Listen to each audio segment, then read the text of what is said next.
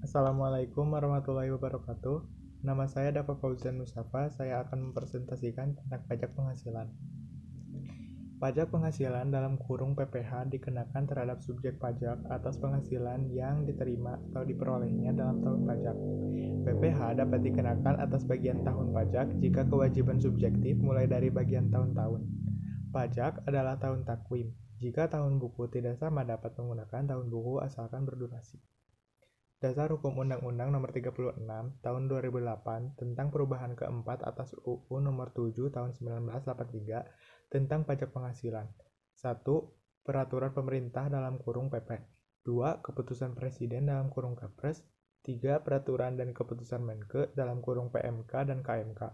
4. Peraturan keputusan dan surat edaran Dirjen dalam kurung Perkep dan se-DJP. Subjek pajak landasan hukum pasal 2 sampai dengan pasal 3 Undang-Undang Pajak Penghasilan. Subjek pajak pasal 2 ayat 1 dan 1A meliputi 1. Orang pribadi dalam kurung OP. 2. Warisan yang belum terbagi sebagai satu kesatuan bersifat menggantikan yang berhak. 3. Badan. Dan 4. Bentuk usaha tetap dalam kurung BUT. Merupakan subjek pajak yang perlakuan pajaknya dipersamakan dengan subjek pajak. Pasal 2 ayat 2 meliputi 1. Dalam negeri, 2. Luar negeri. Pasal 2 ayat 3 subjek pajak dalam negeri meliputi 1. Orang pribadi di tempat tinggal di Indonesia lebih dari 182 hari dalam 12 bulan. 2. Badan didirikan dan bertempat di Indonesia. 3. Warisan yang belum terbagi menggantikan yang berhak. Pasal 2 ayat 4 subjek pajak luar negeri meliputi 1. Orang pribadi yang tidak bertempat tinggal di Indonesia tidak lebih dari 183 hari dalam 12 bulan.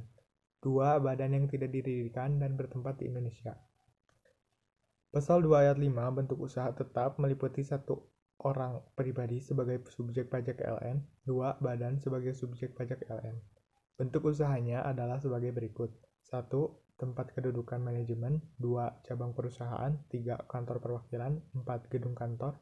5. Pabrik gudang dan lain-lain.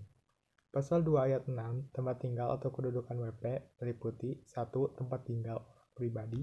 Tempat kedudukan badan ditetapkan oleh Dirjen Pajak menurut keadaan yang sebenarnya. Pasal 3 tidak termasuk subjek pajak meliputi 1. Kantor perwakilan negara asing. 2. Pejabat perwakilan diplomatik dan konsulat atau pejabat lain dari negara asing. 3. Organisasi-organisasi internasional.